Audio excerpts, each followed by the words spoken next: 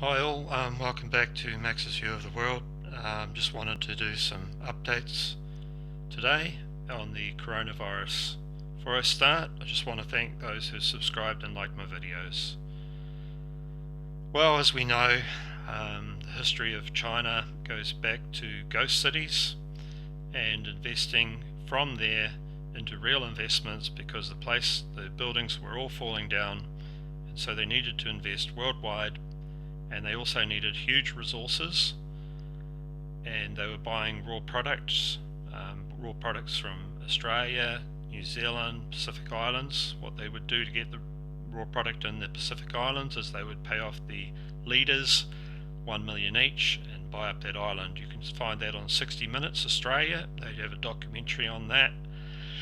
And in New Zealand, they would buy up farmland, buy up the docks that were next to it. Docks is a shipping wharf place where they can ship off the raw sheep product and stop the processing middle guy in the middle, which is all about New Zealand, the blue collar workers, and they just remove the middleman.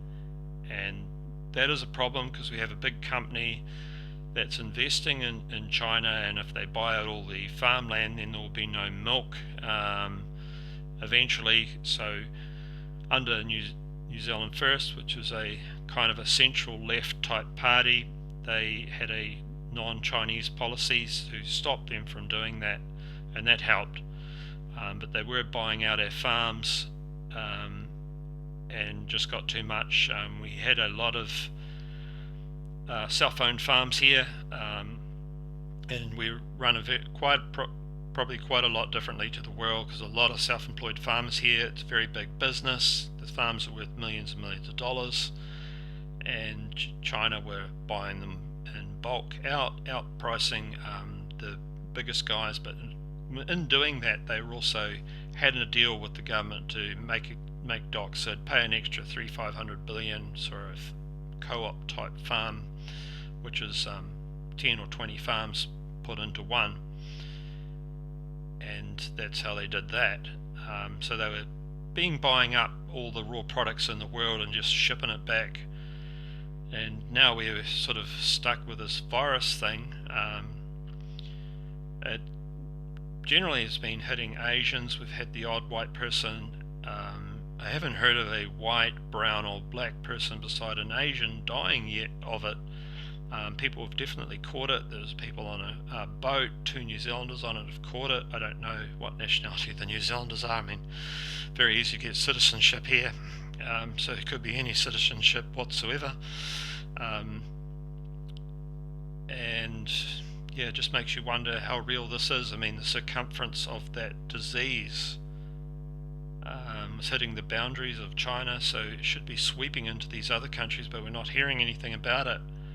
And that seems to be a bit of a cover-up if we're not hearing, or is it? We don't really know what's going on.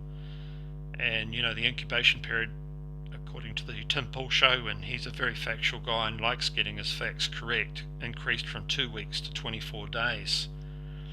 And so there's a long incubation period, but they can measure it now in the lungs. They can see it in the lungs with an X-ray, so there is a way to detect the disease, and they're having a lot of success with that at the moment. But I have concerns with all the variables, all the bat soup media lie. It turned out to be a lab built with HIV and Ebola in it, and then there was the strain that came from Canada that was passed off into them. And you know, the Chinese concentration camps, we have 3 million Muslims and Christians in it, and in some of the videos they seem to be using those concentration camps for the sick, which doesn't make sense, just not adding up, because they're made of steel, these concentration camps, and they're more like prisons. So I'm thinking they're using the concentration camps now. So what happened to the 3 million Muslims and Christians that were meant to be in them? Where did they go? So we know they were there because we saw a video with a Muslim man who had bruises on his face and was dancing with a forced happy look on his face, with Chinese officials watching on. So I have a lot of concerns about this virus, and at this stage I think we should just get on with our lives. I don't see it spreading out of China. you have to remember that the lab leak could be where the spreading's occurring.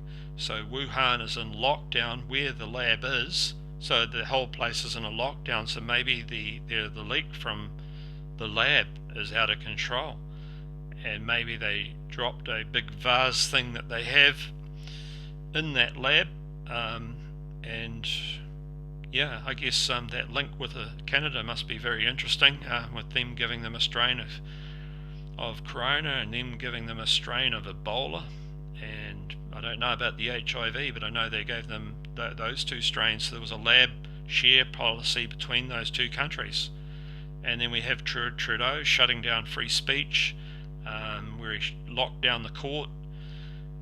Then we've got, right recently, we've had YouTube shutting down an American senator called Rand Paul, shutting down the whistleblower of Ukraine, shutting down the Russian conspiracy, and at the same time, that Russian conspiracy, we have Roger Stone being done for that. So there's a lot of weird things happening in the world right now with free speech. So when you tie up free speech and you start jailing all these journalists like Julian Assange, who leaked out the deep state and what they're up to and trying to take over America, and then Donald Trump got in there and just ruined it for the deep state because they were banking on Hillary, banking on her backing them up and pushing globalization. Then we got the companies who all back up globalization, because at the end of the day it's the almighty dollar. Of course the company's going to push for the global agenda and enjoy that Chinese money at the end of the day, because if you're not dealing in China, you're not making money, because it's free money. You just pass off your technology, pass off all your secrets. They can copy you, but forget about that. Just worry about today. Don't worry about tomorrow. And that's the philosophy of big business these days. They do not worry about tomorrow. So that's the same with Fonterra. They shared their secrets, hundreds of years of farm research given to the Chinese because they did a dual system. You cannot own, well, you can own 50% of the company. Well, the Chinese have to be in the other 50%. So they have another company. They do a dual sort of share system where they share their secrets. They learn all their secrets, ship off our raw product back to them, sort of undermine what you're doing, because at the end of the day, they didn't really have cows. I mean, they have bought up cows, have come in here and they've bought up cows, made fake grass and done all sorts of things. We've taught them all their technology for grass. They know how to do it now because we taught them all that.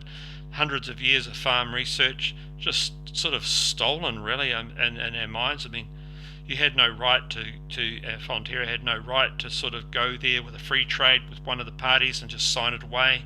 It kind of took over all their companies, said, we need to be bigger to compete with the world. And so being bigger has just created more problems. We've lost a lot of self-employment here. A lot of our companies have been taken over globally. America can't see it, Nick, so they're bigger than us. They've got more companies, they have more pull, they have big companies. And so at the end of the day, I guess we have jobs and we're doing okay as a country, but our assets are smaller and smaller and smaller. What we own is smaller and smaller, and we have to rely on the corruption of globalization. And that's pretty much all I want to say now. I would have preferred to have got to the 10-minute advert time that YouTube allows, but right now I've pretty much said my piece, so thanks guys.